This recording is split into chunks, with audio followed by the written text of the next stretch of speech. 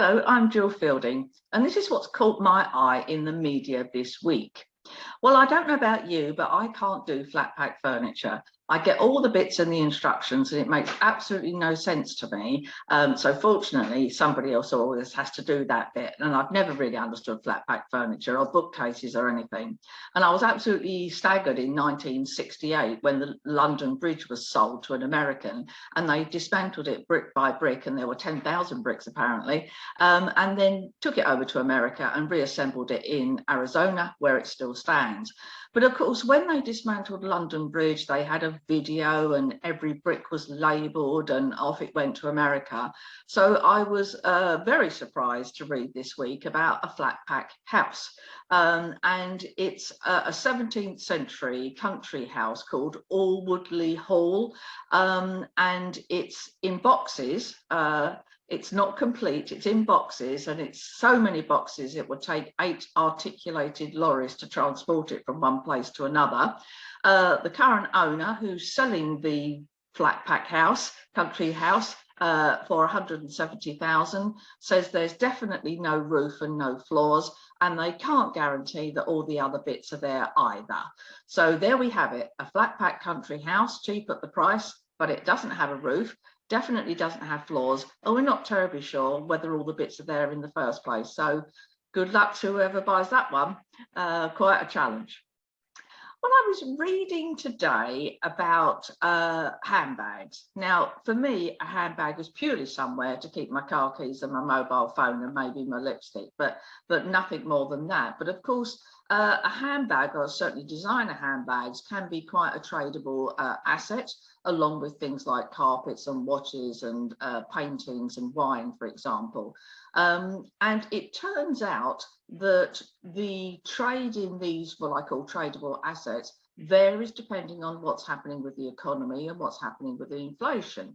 So I know, for example, in the general economy and in the general retail world, that when there's a recession, people revert back to buying traditional type of products and the base level of product. And then when the economy is booming, they buy more unusual products, and they buy products with bells and whistles. And I can sort of understand that, because when times are hard, you go back to basics and spend less. I get that. But with the assortable, tradable assets, I don't understand it at all, because apparently Chanel handbags, those designed by Karl Lagerfeld, will outperform inflation and any other asset at times of high inflationary pressure. So a Chanel handbag normally increases at about 7% per annum, but it's 17% at the moment and in inflationary times. And the things that do badly are things like vintage cars and wine, old masters, American art, and stuff that we would consider to be more traditional. So it's kind of the reverse logic of what happens in the economy and spending habits. So I've never really rated handbags, but maybe I'm the idiot, because a handbag apparently will outperform other tradable assets and performs particularly well in times of high inflation. So it's a Chanel handbag that you need. One sold recently for $32,500 in auction in America. So bag yourself a bag.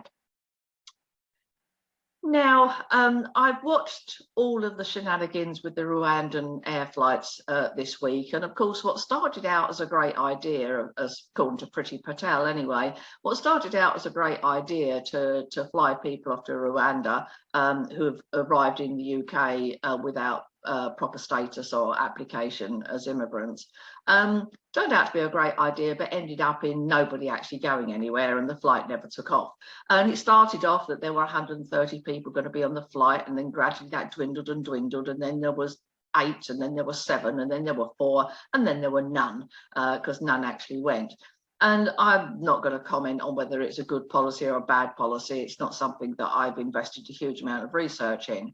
But what I have invested a lot of research in is how that is reflected in human behaviour.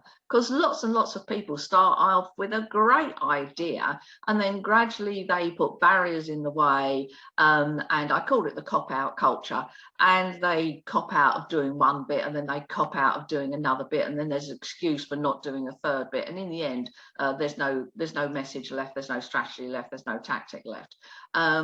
So I just wanted to say, not necessarily to Priti Patel but to the world at large, it's this: if you want to have a big idea, that's absolutely fantastic, and I'd be the first person to support you. But please think it through before you leap off the cliff, and be prepared to overcome the hurdles every time you meet one, because there will be constant hurdles in your way. And please don't be a member of the cop-out culture. Now, I read a lovely story this week about a dog, a puppy, a 12-week-old puppy, who has eaten its owner's money. Now, you may think that's an apocryphal story, like the dog ate my homework, but apparently not. And what happened with this woman is she lost her purse and thought it had been stolen until her dog started to be poorly. She took the dog to the vet, it was x-rayed, and it turned out that it had eaten the contents of the purse, but not the purse. So obviously it had a preference for cash, which I kind of like its style, really. And it had eaten 12 separate coins, including a couple of pound coins, and the whole amount added up to only £2.68, and the dog had an operation and all was well. But it got me to thinking about all the money that we lose as a nation every single year. And apparently latest statistics show that we lose £3.79 billion every year in lost money, lost coins, lost notes. And it turns up in all kinds of weird places: down the back of the sofa, in your coat pocket, at the bottom of your handbag, on the floor of the car, and all kinds of weird places. But I've never actually heard of it turning up in the dog. So that's a new one on me. But we could all do with our share of 3.79 billion. So please keep an eye on your cash, put it somewhere safe, keep it away from the dog, keep it away from the back of the sofa, because we all need that money, particularly right now. I'm sure Rishi Sunak would love to have an extra 3.79 billion just turn up one day.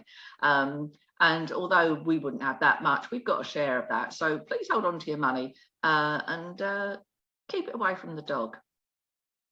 And of course, I have to finish with the fact that the Bank of England have just raised the base rate again from 1% to 1.25%. And as usual, the media are screaming abgabs about it and saying this is the highest it's been for 13 years or so. Well, that may be true, but as you know, I've been investing for over 40 years, and I've invested when base rates were 16, 17%, certainly double digits, and certainly a lot higher than 1.25%. So I'm not particularly bothered about it. And for those of you that are, that's okay. You're entitled to be bothered about whatever it is you're bothered about. But if you're bothered about the 1.25%, just build it into the structure and your planning when you're doing your investing, and make sure that you've got enough cash flow to cover it. That's all you need to do. You don't need to go running for the hills. And I'm afraid to say, I'm pretty sure the base rate will be going up again before too long, because I don't think that will be enough to stem the inflation rate that we've got currently at 9%. So interest rates have gone up. Don't worry about it. Just account for it, just budget for it, and move on. Well, I hope you have a good week. Keep safe, and I'll see you next time.